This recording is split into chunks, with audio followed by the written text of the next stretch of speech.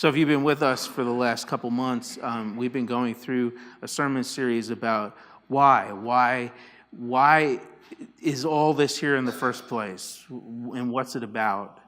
In the first 4 weeks, we looked at why creation and why worship and why the Old Testament, and then the last 4 weeks we've been looking at why Jesus. Here's what I want to kind of bring you to where we are now so that we have a common language or a base for us to understand the context of love, especially in which John is talking about in this text, right? God is love, but what is that? You know, I love volleyball. Is that God? I used to love Snicker bars. Snicker bars don't love me anymore, so we broke up.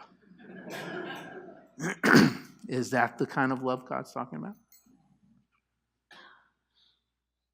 I love to drive.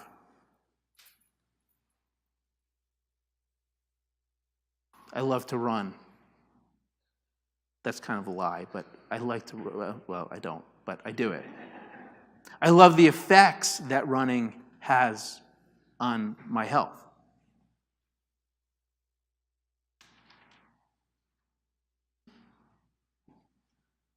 I love certain TV shows.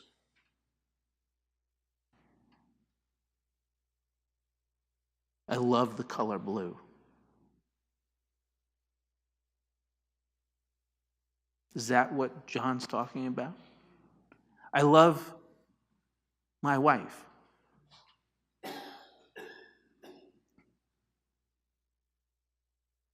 I either love my children or want to sell my children.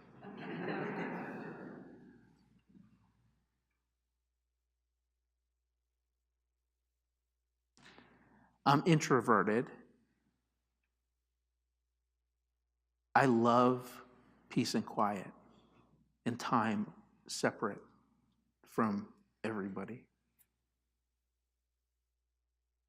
Most of the time when I want to sell my children, it's that I just need to get out and away from people. You know, it's not their fault. It's my temperament. Sometimes. What is John talking about? What is love in the first place? So you have some definitions there on page 2. And a lot of them are contextual. And what I want to do after we get through the foundation so that we can all be talking about the same language and the same concepts, and whether you agree with me or disagree, at least we'll be talking about a similar language. Like you'll know whether you agree or disagree with me. And it's okay to disagree with me, but at least it'll make sense. I'm going to share with you what I think are the 2 most critical pieces to love, the word love, and God's love for us, and the way we show love to other people at the end. And if we have enough time, I'll give you a bonus third one. When we started talking about creation and the whole purpose of everything, I think that's where we have to start, because the purpose of everything is love. It really is. Love is about relationships. And the Trinity, God, Father, Son, Holy Spirit, is in this perfect, loving relationship. Our language can't comprehend it. That's why we talk about it the way we do. God is one God in 3 persons, right? So, you know, you've heard me say this before. It's kind of the closest I think we can come with our, you know, in our limited capacity to understand God is like a marriage. A perfect marriage is 2 people becoming one. So you're one family. And traditionally, you would take one name, and that becomes one family, but there's 2 individuals that love each other perfectly, and, you know, in that perfect ideal marriage where, you know, it's almost hard to see where one starts and one stops. God created so that we can be in that kind of relationship. It's the essence of creation, is to be in relationship with one another and to love. And then we talked about love being a choice. So why is everything here? The universe is here, we're here, so that we can be in relationship with one another. The more relationship and the more love, the more incredible life gets. So what love, well, how do we do it? And is it predestined or is it free will? And I want to tell you that the Methodists have it right on this point. It's free will. Love is a choice, right? You can't be predestined to love someone. It's like robotic.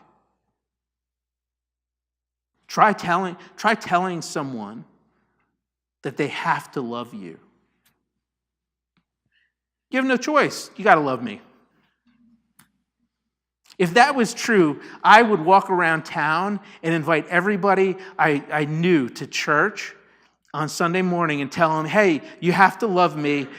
See you in church on Sunday. And we would have like services all day long.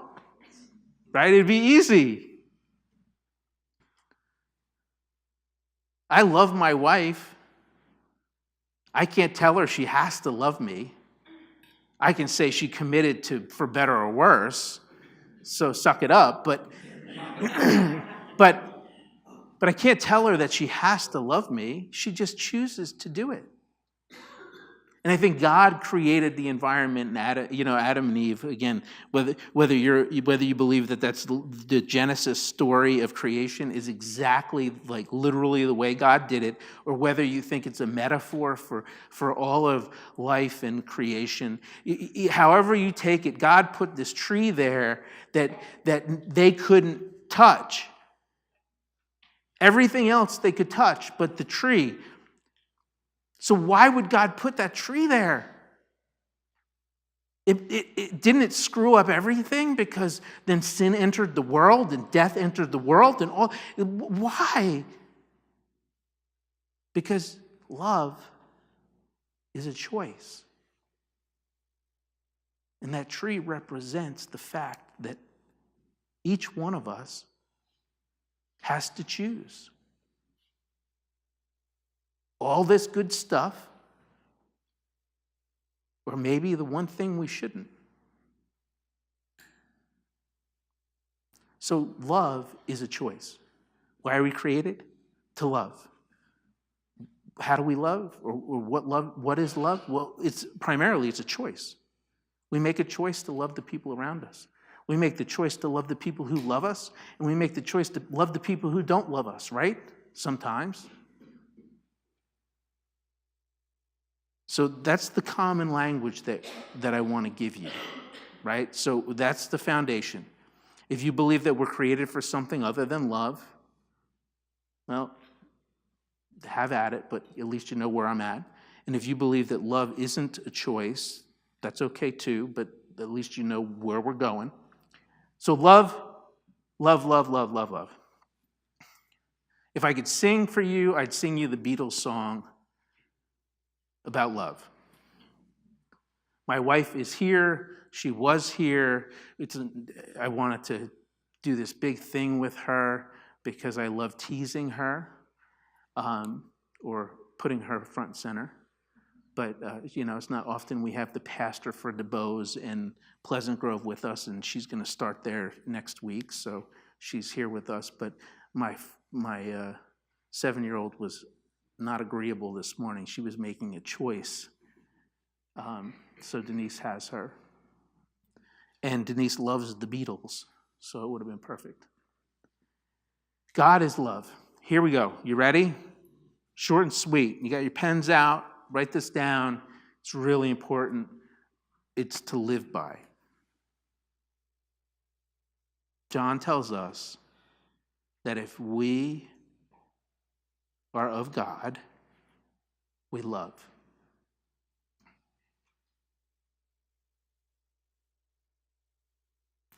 Love is self-emptying for someone else's benefit. Love is taking the person that you're trying to love and lifting them up and giving them all the advantages you can so that they might be successful.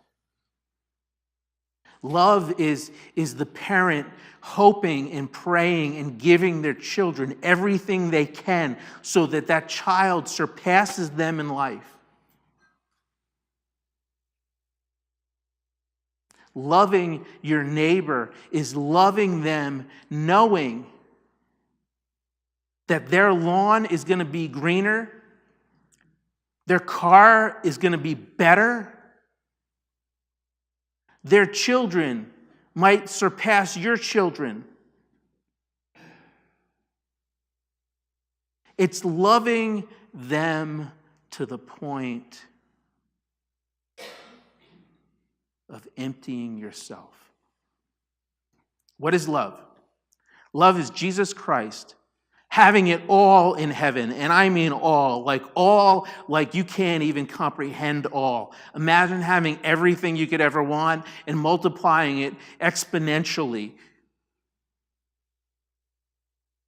Jesus has all of the universe. Not only that, but he can create the universes with a word. He can create anything you want, and anything he wants at any time. All means like all. He left heaven and came as a baby born into poverty.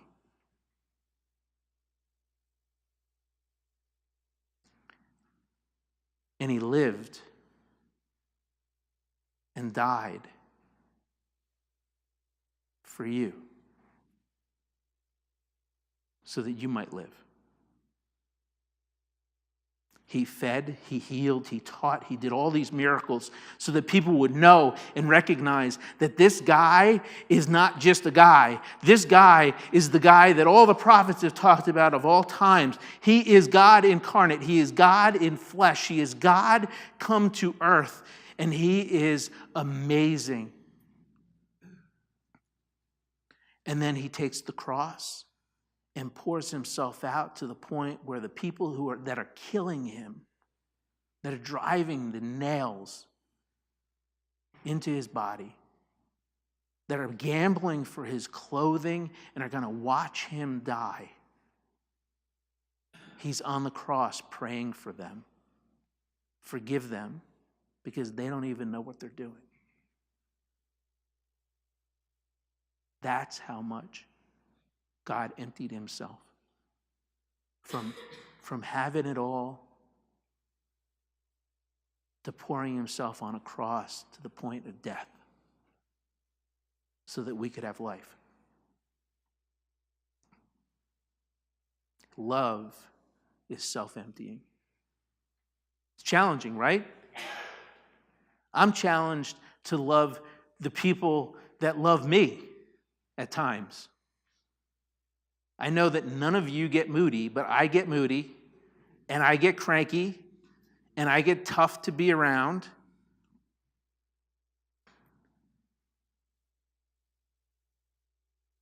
And I want to love. I want to love endlessly and selflessly. But I have my limits. So here's the good news. Jesus Christ shows us in the resurrection that God's love is so filling and so overflowing that not even death can stop it. So it's those times in my life where I fall short of being able to love the way God calls me to love that I need to look at the cross and seek Christ in my life. And all of a sudden, my love becomes fearless. Love is self-emptying, and love is fearless. Because, come on, you know this, right? If you love, why don't you love certain people? Because If you love, you're vulnerable. Right? If you open yourself and lift other people up, you become so vulnerable. It's like staring at the cross.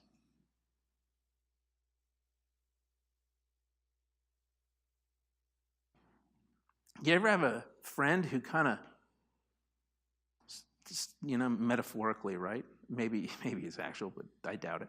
Stabbed you in the back? You know? Did you ever have like someone who just betrayed you? That's the beauty of the Gospels, the beauty of Jesus Christ. We believe as Christians that Jesus was tempted in every way. He suffered the afflictions that we suffer. He had these 12 guys that like lived with him for 3 years, and they all turned on him. He's going through the toughest thing that any person could imagine, and they turned on him. And the one guy said, "I'll never turn on you. I'll go to the cross with you." And he turned on him. He was hugely betrayed. But God is our example. He opened himself to the vulnerability. And he continued to pour himself out and love the people around him, even though they let him down. Who is it in your life that you need to love that's let you down? Who is it that you need to rise above the pain that's been inflicted on you to love? Who is it that has cut you so bad because you loved him, that you need to find a way to get vulnerable with him? That you need to find that place to be fearless. Love is self-emptying. Love is fearless. And I have 1 minute, I'll give you the bonus. You ready? It's kind of important. John, you heard John say it over and over. Love comes from God. So when you don't have it, God can give it. And God tells us and promises us that if we just pour ourselves out and pour ourselves out and pour ourselves out and fearlessly lift those people up around us and lift them up and lift them up and lift them up, God is love, and he will bless you incredibly. He will pour out an abundance of love and an abundance of grace and an abundance of healing. And you'll start to see the whole pattern of the people around you changed. And you'll see them blessed. And you'll see them rising up. Because love comes from God. That's why John says, you might have people in your lives that you know that will say, "Oh, I can love without God." And John says, you can't. You can't. There's only one expression of love in this world that's true. Everything else is self-driven, self-motivated, narcissistic. I love you because you're going to give back to me. I love you because you're going to give back to my kids. I love you because you're going to make our neighborhood look nicer. And I want it to look nicer.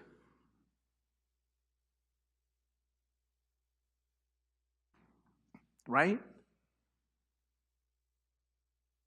The only true expression of love in this world is Jesus Christ. Even the other religions that talk about love, come on. If you love, then you go to heaven. If you do this, then you get to the great place in the afterlife. So what do?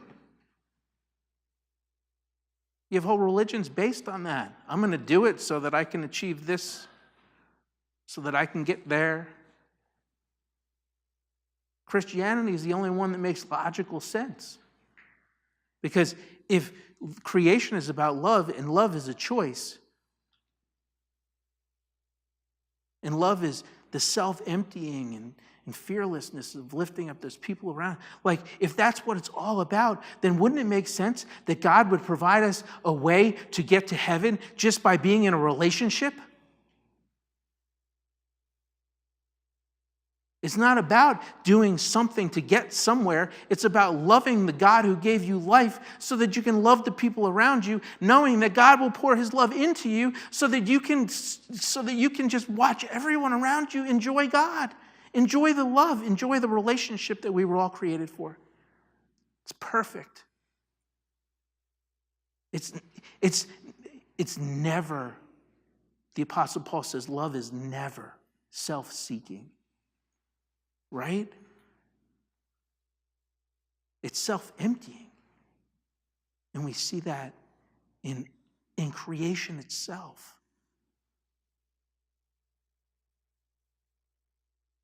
So love is self-emptying, love is fearless, and God is love.